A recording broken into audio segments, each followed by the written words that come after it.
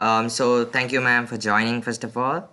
So as mentioned, this is the launching session of the Educators World Education Broadcast Program.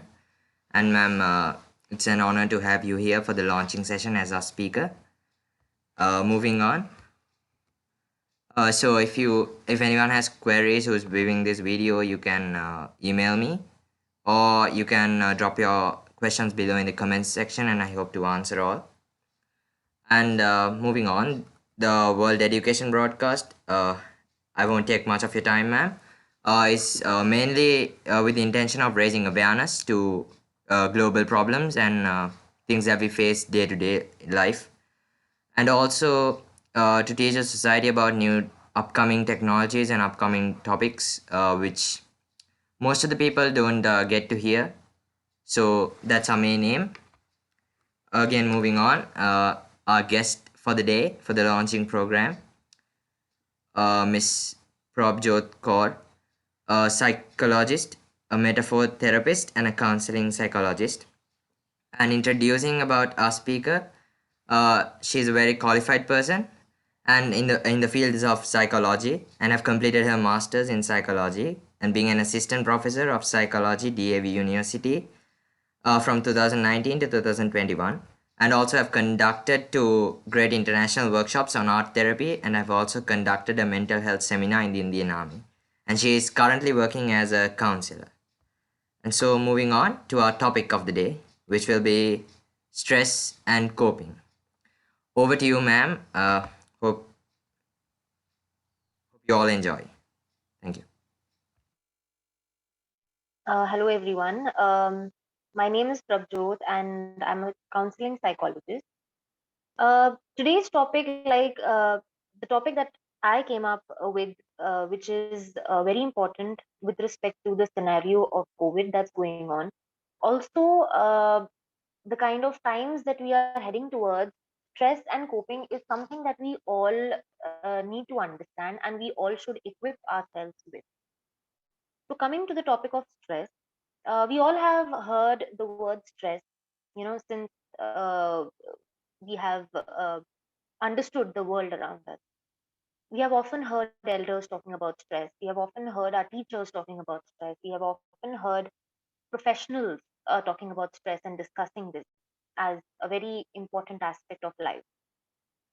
So, to make it easy, I would just like to tell you all that when we hear the word stress or when we come across the word stress, it basically means anything that is not letting you to be at ease with yourself or to be at ease with the environment in which you are in. Stress has got a lot of physical symptoms, it has got mental symptoms, it has got physiological symptoms, much of which are anxiety, disturbances in your stomach, breathing problems, unable to concentrate. All these are symptoms of excess stress that you are facing in your day-to-day life. So one thing that you all need to understand is there are majorly a lot of offshoots of the symptoms of stress. In kids, usually you would come across children, whenever they go for an examination, they would have upset stomach, they would have trembling hands, their legs would tremble when they are sitting in the examination hall, and also uh, before the examination starts. So these are some of the symptoms in children, in kids, which we observe. When we speak of elders, usually the stress, it takes a physical, I would say, offshoot. It takes a physical toll on individuals. At times, individuals, they can complain of chronic headache. They can complain of a lot of physical pains which they have during a stressful situation or during a stressful event in their life. When we speak of stress, the bodily ailments which usually occur in females is basically back pain, stiffness in the neck. At times, the pains can be in their joints as well. And when we speak of men, usually in men, it's prolonged headaches, as in Headaches which are very similar to the migraine headaches, but they are not migraine. It's very important for us all to understand and to educate ourselves that stress is inevitable. When I use the word inevitable, what I mean is you cannot shut out stress from your life. If I tell you that, you do this and your stress will just go away, tomorrow, you'll feel all good and all nice. I don't want to keep you under an illusion stating that, there will be no stress in the environment or in the world. Whenever there are changes that you face, whenever you come across any change in your environment, you will have certain responses to such situations and such environmental changes. And stress is also a response to such change. Now, I'll just explain this with the help of an example. When Corona came, initially it was very difficult for everyone to sit at home, to wear masks, to keep yourself at distance with others. It was a very stressful, I would say, environment, a stressful, prolonged, stressful period that we all saw, that we all went through.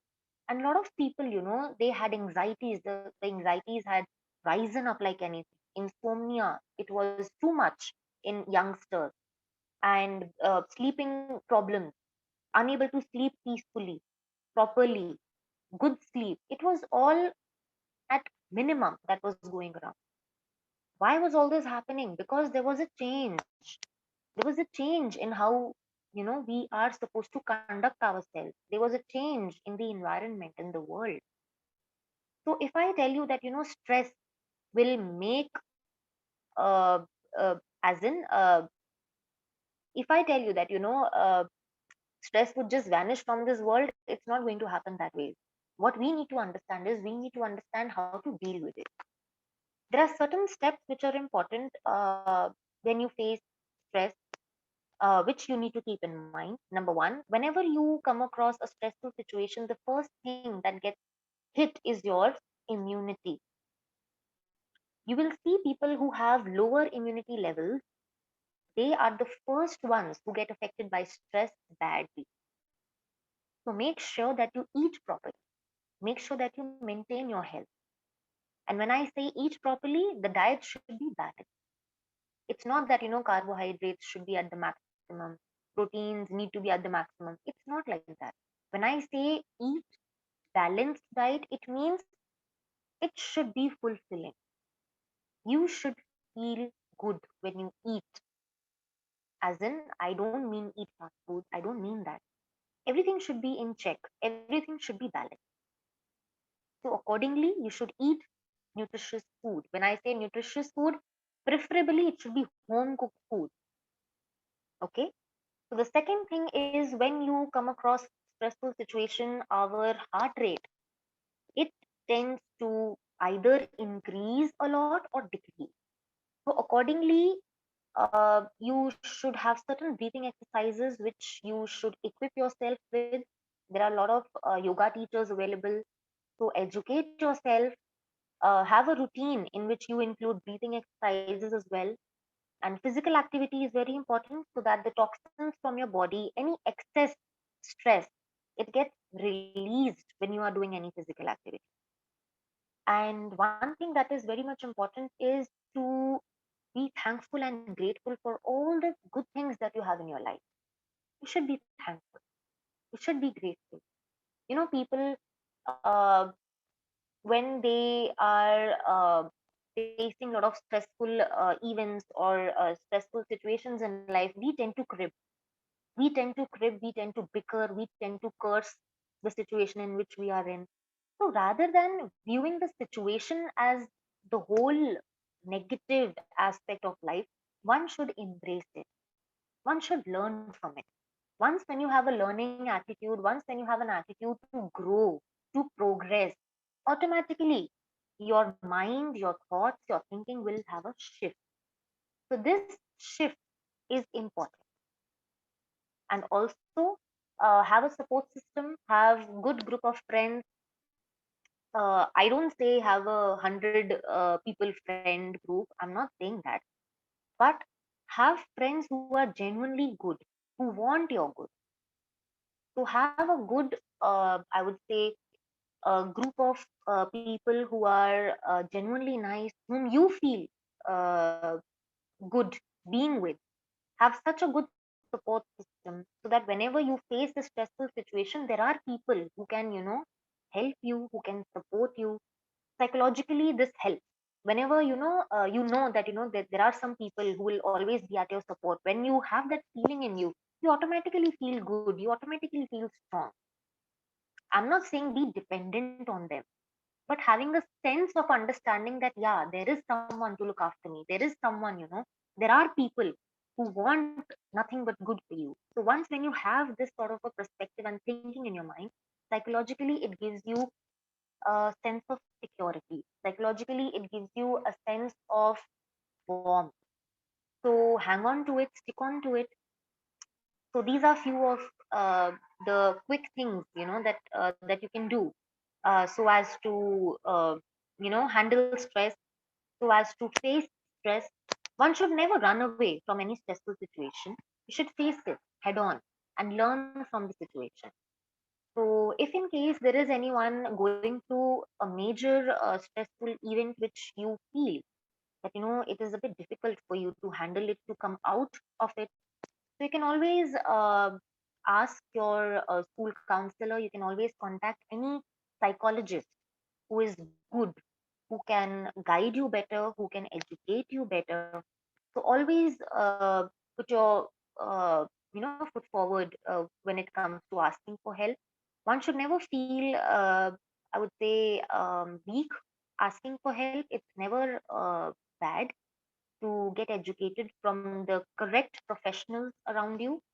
So hang on. There are people who want good for you. There are people who are trained when it comes to handling psychological crisis or psychological issues. So one should always, always, always, uh, speak up. One should always ask for help and seek help. There's nothing wrong in seeking help. So this is all about it. I hope all of this information has sunk in. I hope I'm of some help, and I'm looking forward to answering some of your questions which you all have. And I hope that I fulfill my promise of educating you all well. So over to you, Resham. Thank you, ma'am, so much. I hope everyone got a very informative session from you. And via Google form that was shared couple of days before, I've collected some of the questions that most of the people who had, some of my friends and the others from around the world. So moving on to our Q&A session. Ma'am, the first question that was brought to me was how to cope up with stress. Hmm. Relationship stress. Okay. So um, see, when we talk of relationship stress, now I can you please is this the exact question, or is there any more details available? Oh, the question that was posed was how to cope with relationship stress. No more details were provided. Okay, okay. So, see, when we speak of relationship stress, usually it's see, now I'm not uh, much educated when it comes to this particular question which has been put by the individual. So, assuming that there are some problems such uh, as in a relationship, when we speak of, there are some adjusting issues which probably the individual would be going through. So when we speak of relationship stress, now see, you all need to understand that we all deserve love. We all deserve friendships, good friendships. We all deserve happiness. We all deserve good times. So when we speak of a relationship, it is a two-way process. It is not a one-way process. Now, when I say two-way process, it means if I am giving in, if I am providing, the other person should also provide. It is not a one way process. It needs to be a two-way process. You cannot always be giving. It will deplete you. A relationship should never be depleting. It should nourish you both. The approach should be nourishing, not just giving. Now, when I say nourishing, it means, now, for example, if I say, if I am in a relationship with someone, now it is just a hypothetical example for you to understand it better. Now, for example, if I am in in a relationship with someone, if I am the only one who is giving, and if the other person is being thankless, if the other person is not acknowledging, and if the other person is being too selfish and too self-consumed, to a certain extent, I will give up. The relationship which once I was being uh, very positive about, which once was, being very, I would say, was being very rainbows and unicorns, and suddenly if I'm feeling depleted, I would feel that, the all of that giving which once was giving me happiness, it would become stress for me. Are you able to understand what I'm saying? What I mean is, if I'm the only one who is providing, I will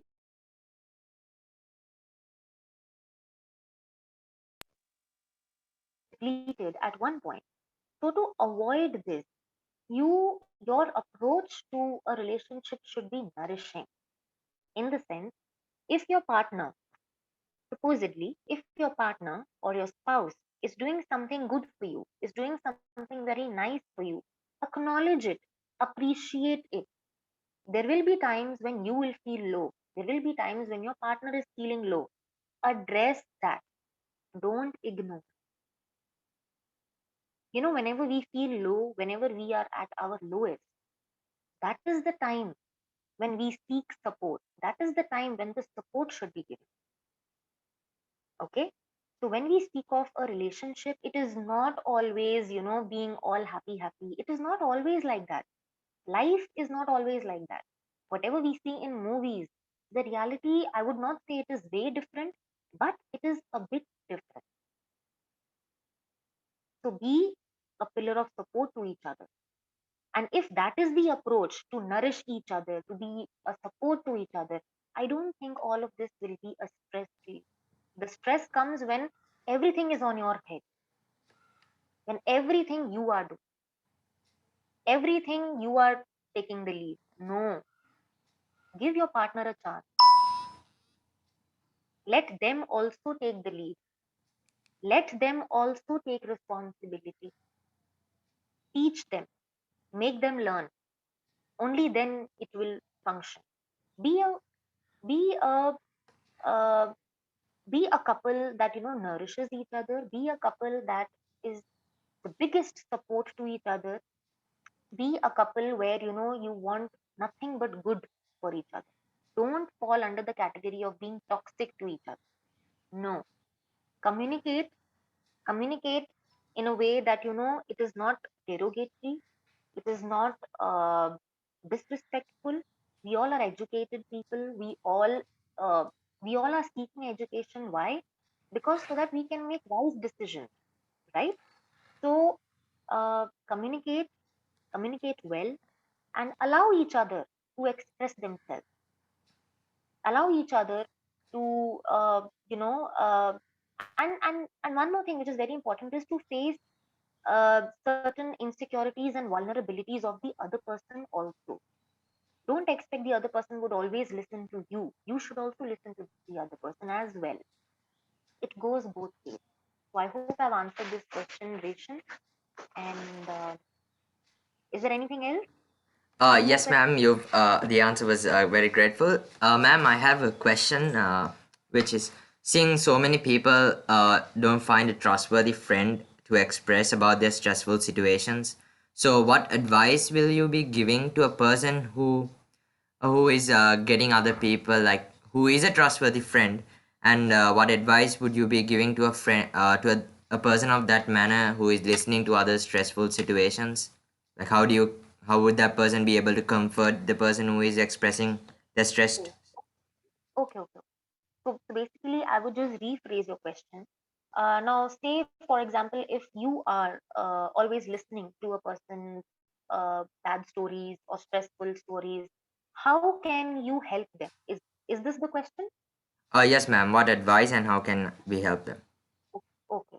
So firstly, Resham, what you need to understand is, um, being a good friend is a very, very, very, very, very good aspect of a person's personality. If you are a good friend of someone, it means that you are trustworthy, you are responsible, you are someone who who gives hope to others, right?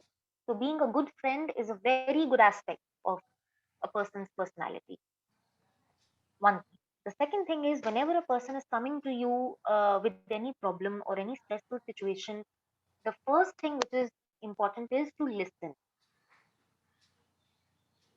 Don't give judgment. Just calmly listen. If there is any solution you can give solution. Don't judge. Just have a solution oriented, I would say, approach. If you can give a solution, very good. If you cannot give solution, then ask your friend to seek help from someone who is more mature, who is more experienced, preferably someone who is an adult, whom you trust. Okay. Um so these three things are very important. The firstly is to listen calmly, patiently. Second thing is to give solution if you can, if it is within your reach. If there is something which is serious and if you feel that you are not able to give a specific solution to it, then go to somebody who is more experienced, who is somebody whom you trust. It can be anyone. It can be a psychologist, it can be a counselor, it can be somebody who is elder to you, a relative, a fatherly figure, a motherly figure, somebody who can, come up with more concrete solution to the problem. So this is what you can do. Thank you, ma'am, for those answers. I've just got two last questions which go hand in hand, but I'll ask them separately. The first question was how to burst off after exam stress if one is not able to do it well. Hmm. Okay. So this is one very important question. I have really liked it that somebody has asked. See, when we have performed in an exam, it is very important to reflect. Okay, some of the biggest athletes have not been the ones, who have taken failures too seriously. When I say taking failures too seriously is, uh, one should never take your success too seriously. One should never take failure too seriously. Because when we take success too seriously and failure too seriously, the lessons are not learned. The learning stops, and the cycle of grieving, the cycle of having a lot of ego, the cycle of being overconfident, that starts. When you take your performances too seriously, when you take your now in this case it is examination. If you haven't performed well in your examination, then one should always reflect back. Reflect on the things, on the areas which you need to improve yourself. It is very difficult to face reality. When I was a student, in fact I am still a student, I am doing a course, and every time when I have to prepare for an examination, my stomach, it starts paining. I have Whenever I have to give the examination, my stomach starts paining.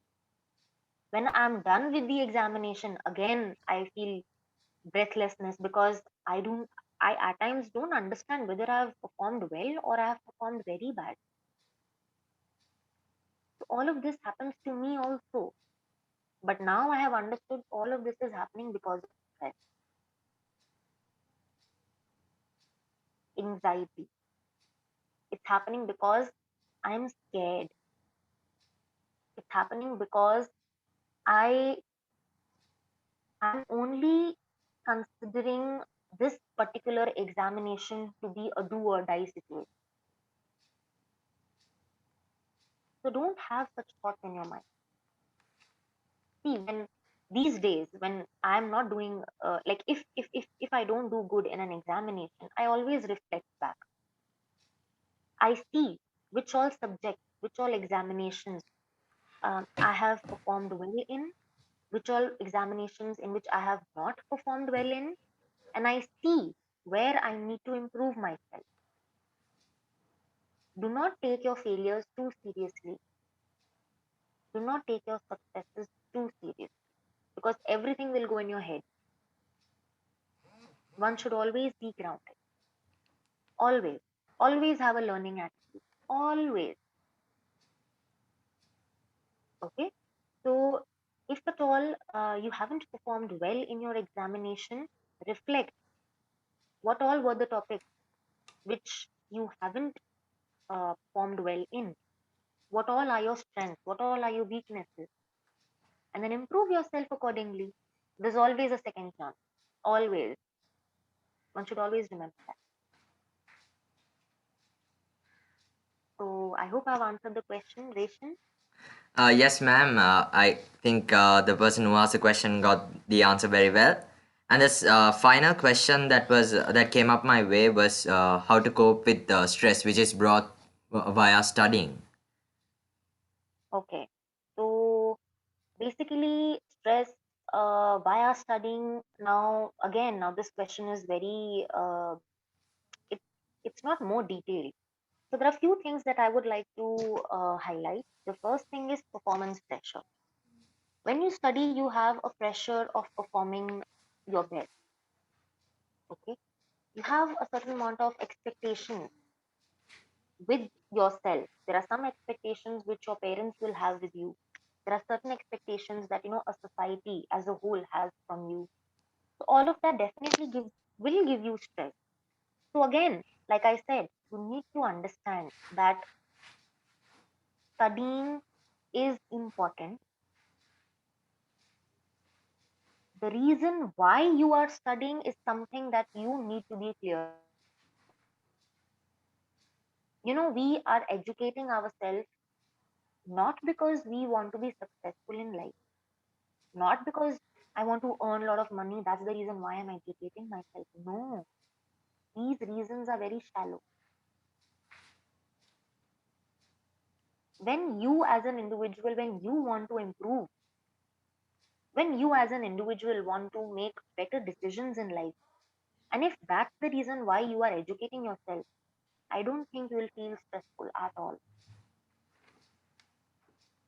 So, your reasons for studying, your reasons need to be very clear and they need to be a bit solid.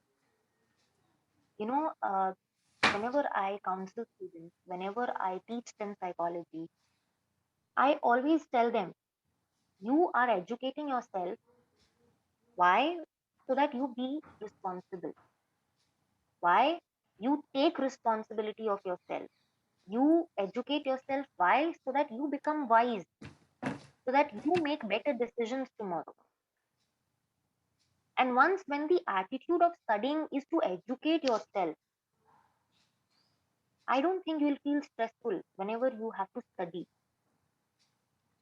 Studies will become fun if your approach towards studying is to educate yourself. Why? So that you make better decisions in life. If that is the approach, I feel studies would not be stress to an individual. So, Reshan, I hope I've answered this question. Yes, ma'am. I've got a great lot of answers from you and a very informative session along the way. Thank you so much, ma'am, for taking your time to join us at The Educator. And we've prepared a small token of appreciation for you, ma'am. Thank you. You're welcome, ma'am. So We'll be hoping to bring a lot of more informative sessions via our YouTube channel. Thank you all for listening, and thank you, ma'am, for joining. And Thank you we've so much. reached the end of our program. It was a pleasure answering these questions. I'm humbled. Thank you so much for inviting me, Resham. And all the best with all of your videos that you will be coming up with. I wish you good luck. I wish you all the support and all the love and all the affection from my side. And if at all you need any help from me in future, you can always ask. So I'm Thank you always so there for much, you. ma'am. Thank you Thank so you. much.